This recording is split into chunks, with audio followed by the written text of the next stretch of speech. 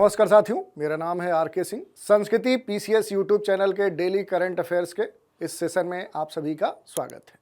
चलिए देखते हैं कि आज कौन से महत्वपूर्ण न्यूज़ हैं जिन पर हम चर्चा करने वाले हैं और उनसे जुड़े हुए जो अहम पहलू होंगे उन पर भी संक्षिप्त रूप से हम बात करेंगे। चलिए सबसे पहले हम बात कर लेंगे कि आज कौन सी न्यूज़ हैं जिन पर एक एक करके हम चर्चा करने वाले हैं। तो ये आपके सामने न्यूज़ दी गई हैं, इन सभी पर हम एक एक करके बात करेंगे। चलिए पहली न्यूज़ लेते हैं। पहली जो न्यूज़ है बड़ा ही अहम है भारत के लिए। भारत बना खो खो विश्व कप 2025 का चैंपियन, यही न्यूज़ है।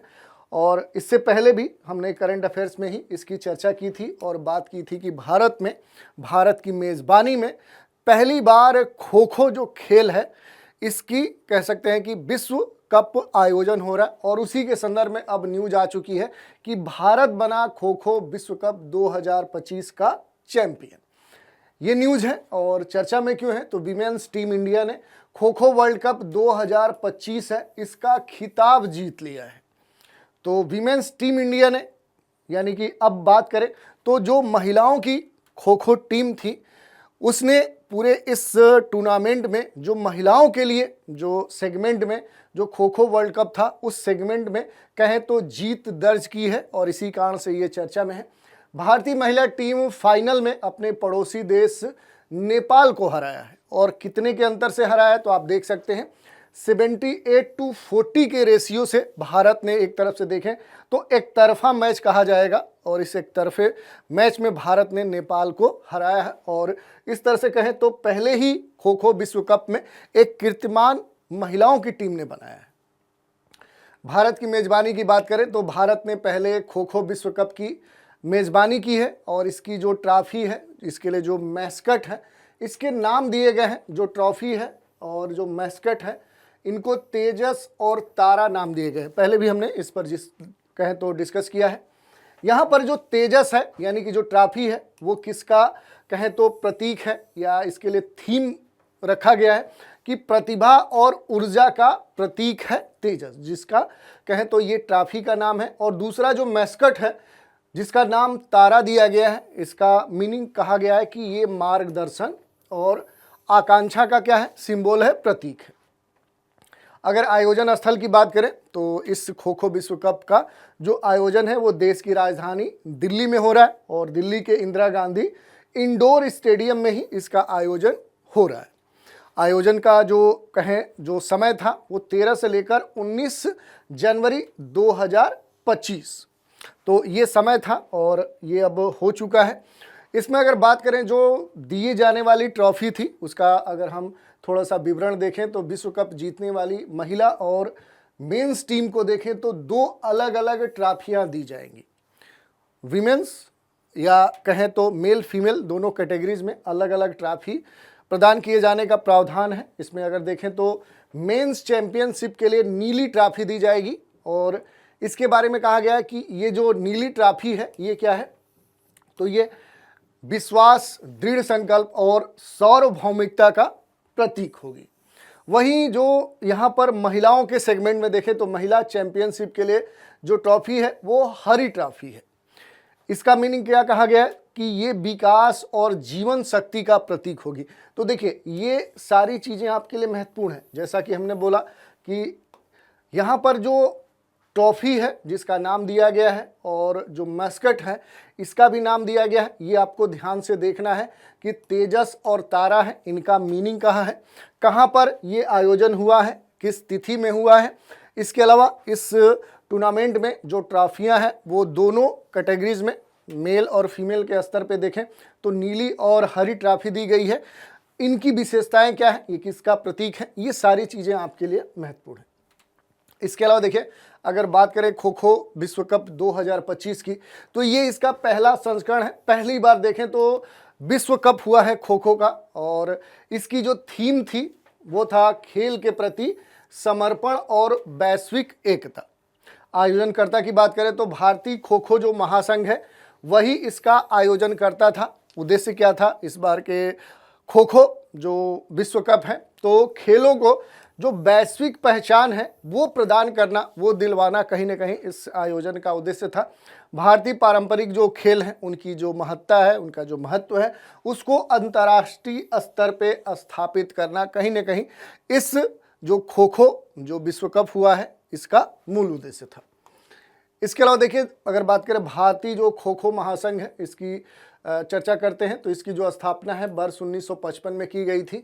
मुख्यालय कहाँ था? तो नई दिल्ली। और उद्देश्य क्या था, किस उद्देश्य से इस महासंघ की स्थापना की गई थी? तो पूरे भारत में खो खो जो खेल है इसको बढ़ावा देना, और इसी उद्देश्य से इसकी स्थापना महासंघ की गई थी। चर्चा पर आधारित एक प्रश्न देखते हैं। प्रश्न है, खो खो विश्व कप 2025 का जो खिताब है वो किसने जीता है? विकल्प हैं भारत, नेपाल, पाकिस्तान और श्रीलंका। चलिए, पहली न्यूज हो गई। दूसरी न्यूज देख लेते हैं। दूसरी न्यूज है लद्दाख में पूर्ण कार्यशील साक्षरता। ये चर्चा में है। क्यों चर्चा में है, थोड़ा सा इसके बारे में हम बात करते हैं। तो देखिए, हाल ही में जो लद्दाख क्षेत्र है इसको पूर्ण कार्यशील जो साक्षरता है ये प्राप्त करने वाली जो प्रशासनिक इकाई है ये घोषित किया गया, और इस कारण से कहीं ना कहीं एक बार फिर से लद्दाख चर्चा में है। इसके अलावा लद्दाख ने जो उल्लास 9 भारत साक्षरता कार्यक्रम है इसके तहत पूर्ण कार्यात्मक साक्षरता प्राप्त कर ली है। कार्यात्मक स्तर पर देखें तो जो पूर्ण साक्षरता है वो लद्दाख ने प्राप्त की है, इस कारण से ये चर्चा में है। इसमें जो उल्लास योजना है उसका उल्लेख आ रहा है, तो उसके बारे में थोड़ा सा देखते हैं कि आखिर उल्लास योजना है क्या। जो उल्लास योजना है ये उल्लास मॉडल स्वयं सेवा पर आधारित है। तो देखिए, ये एक उल्लास कह सकते हैं कि मॉडल जो है ये स्वयं सेवा पर आधारित एक योजना है जिसमें स्वयंसेवी किसी पुरस्कार की आशा किए बिना उल्लास जो मोबाइल ऐप है इसके माध्यम से पंजीकरण रजिस्ट्रेशन करते हैं और केवल गैर जो साक्षर हैं उनको पढ़ाने का काम करते हैं। तो बड़ा ही महत्वपूर्ण योजना है, और इस योजना की जो अवधि है वो 2022 से वर्ष 2027 तक है। तो अगले कहें तो 26-27 तक है। किस उद्देश्य से ये उल्लास योजना कहें तो इसका योजना का उद्देश्य क्या है? तो 15 वर्ष या उससे अधिक आयु के जो वयस्क हैं उनको सशक्त बनाना, जो कहीं ना कहीं जो उचित स्कूली शिक्षा थी वो प्राप्त नहीं कर पाए थे। तो ये एक महत्वपूर्ण की फीचर्स है। यही नहीं, यह न केवल शिक्षार्थियों को पढ़ने लिखने और अंगगणित कौशल प्राप्त करने की अनुमति देता है, बल्कि उन्हें उनके महत्वपूर्ण जीवन कौशल की जो समझ है वो भी बढ़ाने में मदद करता है, जो कहीं ना कहीं उनके आजीवन सीखने को जो प्रक्रिया है उसको प्रोत्साहित करता है। तो इस कारण से देखें तो ये महत्वपूर्ण है।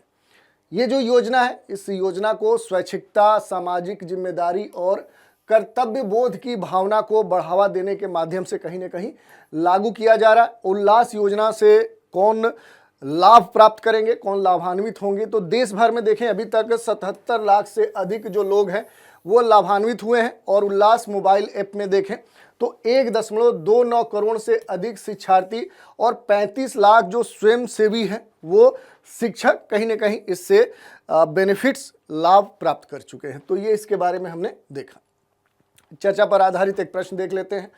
हाल ही में किसे पूर्ण कार्यशील साक्षरता प्राप्त करने वाली प्रशासनिक इकाई घोषित किया गया है?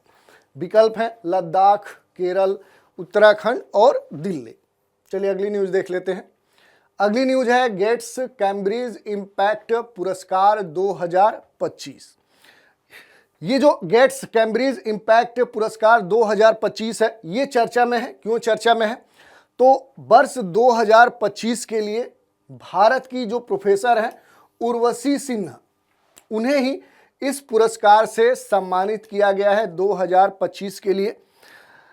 इसके अलावा अगर बात करें तो उर्वशी सिन्हा ने क्वांटम कंप्यूटिंग के क्षेत्र में उल्लेखनीय योगदान दिया है, और कहीं ना कहीं उनके इस योगदान के कारण ही ये जो अवार्ड है इन्हें प्रदान किया गया है। थोड़ा सा इनके बारे में हम संक्षिप्त रूप से देखते हैं। तो प्रोफेसर जो उर्वशी सिन्हा है ये क्वांटम फंडामेंटल और टेक्नोलॉजी दोनों सेक्टर्स में कहीं ना कहीं ये रिसर्च करता है, और रमन अनुसंधान जो संस्थान है उस इंस्टीट्यूट में क्वांटम सूचना और कंप्यूटिंग जो लैब है उसकी ये चीफ है, प्रमुख है। हाल ही में घोषित राष्ट्रीय क्वांटम मिशन में देखें तो प्रोफेसर सिन्हा को नेतृत्वकारी भूमिका के लिए खास तौर पे इनका उल्लेख किया गया था और उन्हें भारत सरकार के द्वारा जो प्रतिष्ठित राष्ट्रीय विज्ञान युवा पुरस्कार है उससे भी सम्मानित किया गया है। तो ये भी आपके लिए महत्वपूर्ण है, राष्ट्रीय विज्ञान युवा पुरस्कार, इससे भी प्रोफेसर उर्वशी जो सिन्हा है ये पहले ही पुरस्कृत हो चुकी हैं।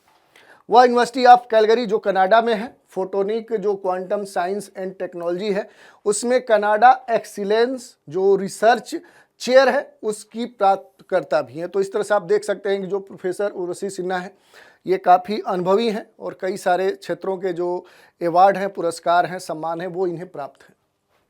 थोड़ा सा अवार्ड के बारे में देखते हैं।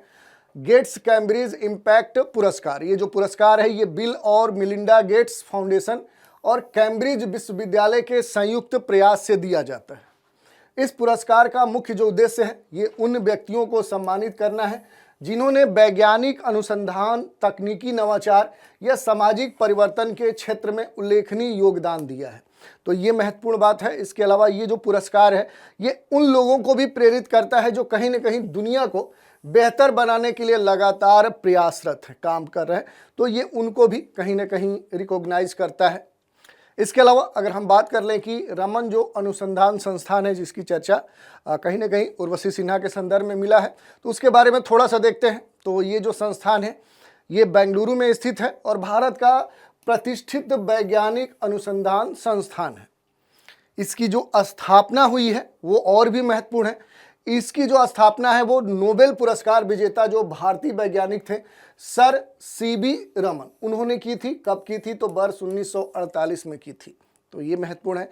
किस उद्देश्य से की थी? तो मूलभूत विज्ञान जो फंडामेंटल साइंस है, विशेषकर भौतिकी और संबंधित जो भी क्षेत्र हैं उन क्षेत्रों में अनुसंधान करना इस संस्थान की स्थापना के पीछे मूल उद्देश्य है। ये जो संस्थान है मुख्य रूप से उच्च अपने गुणवत्ता और अनुसंधान को प्रोत्साहित करने और अपने देश के जो युवा वैज्ञानिक हैं उन्हें खास तौर पे प्रशिक्षित करने के लिए जाना जाता है, उन्हें ट्रेनिंग देने के लिए कहें तो ये मशहूर है। तो ये संस्थान के बारे में हमने देख लिया। इसी पर आधारित एक प्रश्न देख लेते हैं। प्रश्न है गेट्स कैम्ब्रिज इम्पैक्ट पुरस्कार 2025 किस क्षेत्र में उत्कृष्ट योगदान के लिए दिया गया था? और विकल्प है यहाँ पर चिकित्सा विज्ञान यानी मेडिकल साइंस, पर्यावरण संरक्षण इन्वायरमेंट कंजर्वेशन, क्वांटम कंप्यूटिंग और एग्रीकल्चर। ये 4 विकल्प हैं। सही उत्तर का आपको चुनाव करना है।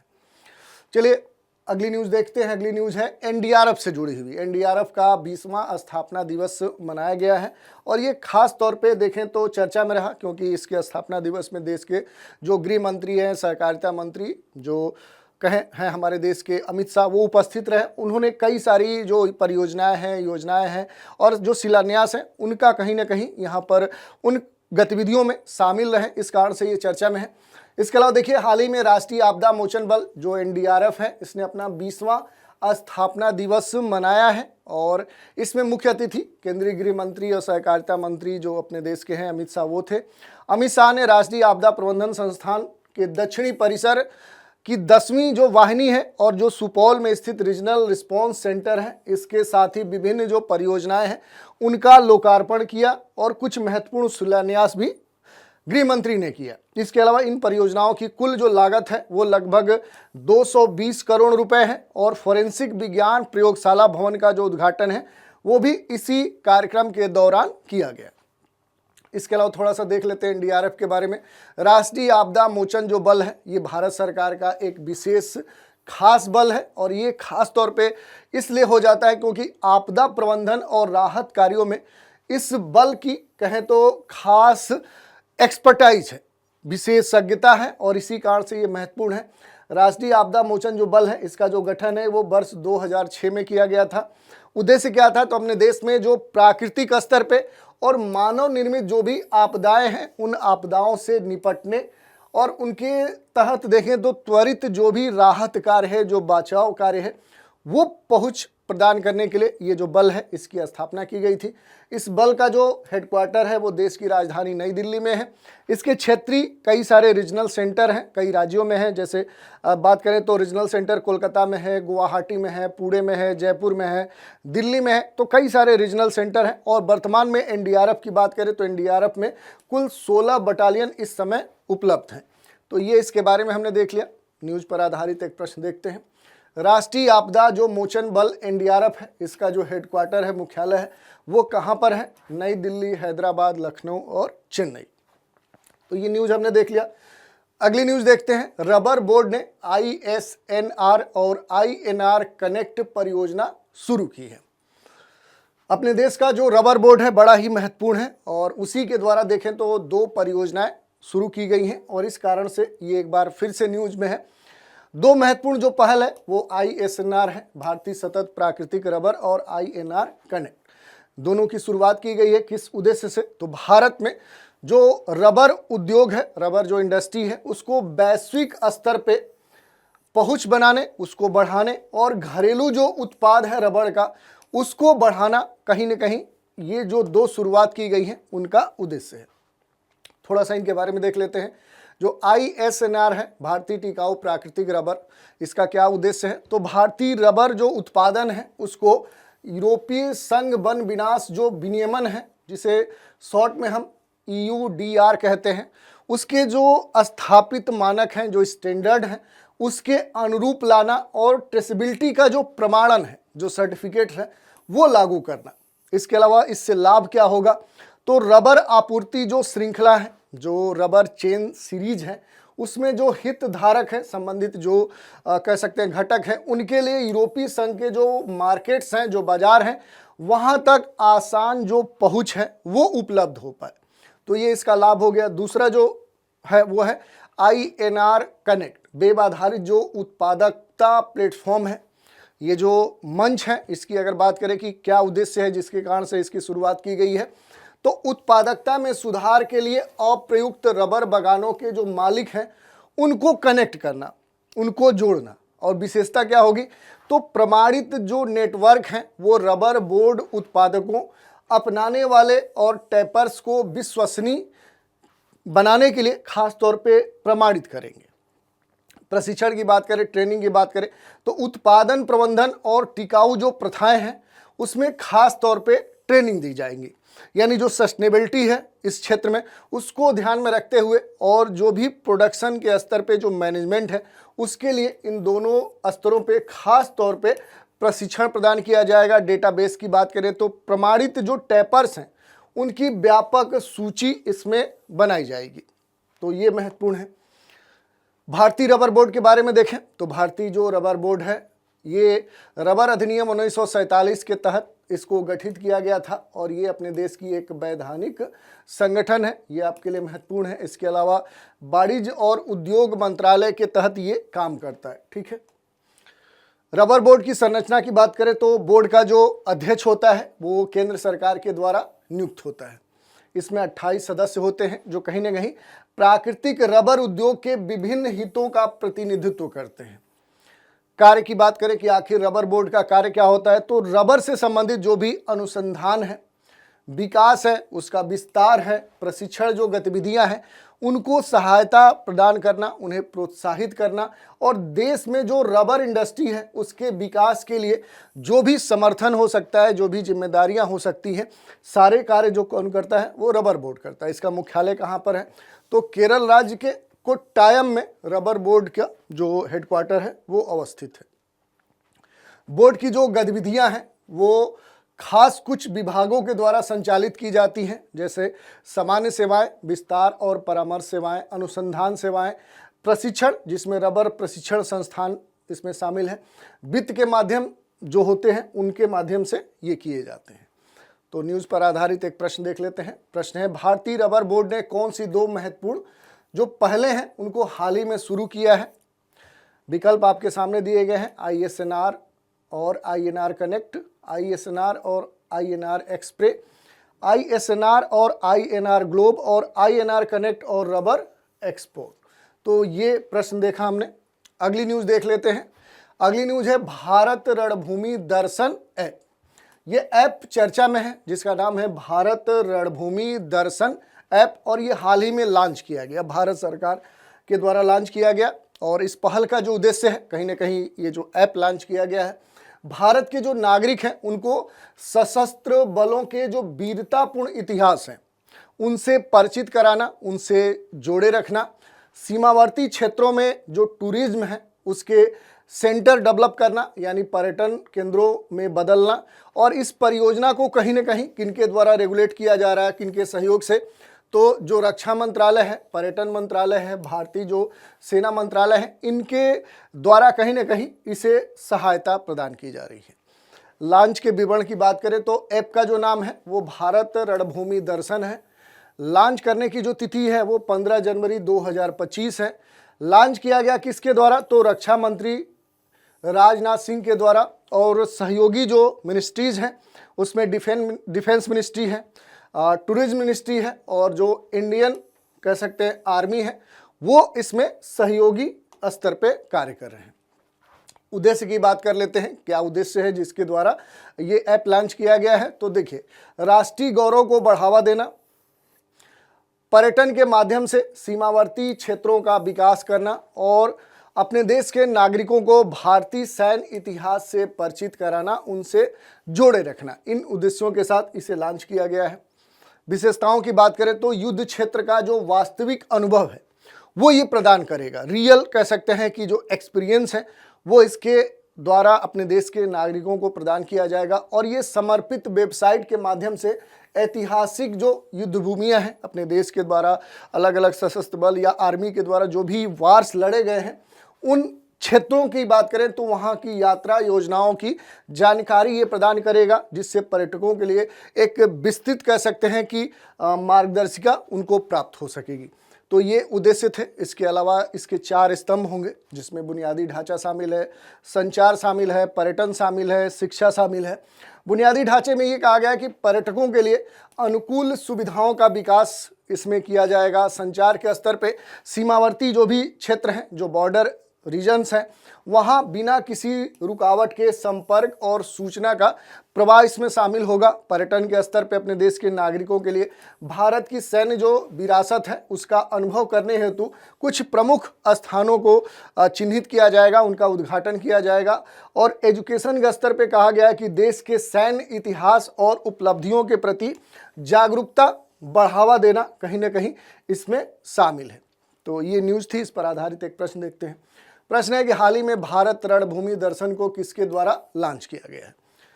राजनाथ सिंह, अमित शाह, नरेंद्र मोदी और द्रौपदी मुर्मू।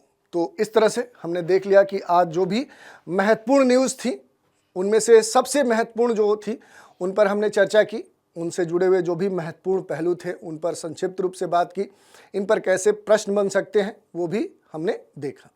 तो आज के एपिसोड में इतना ही। आज का एपिसोड आप सभी को कैसा लगा, अपनी प्रतिक्रिया हमें कमेंट के माध्यम से दे सकते हैं। तो आज के एपिसोड में इतना ही। आप सभी हमारे साथ बने रहें, इसके लिए धन्यवाद।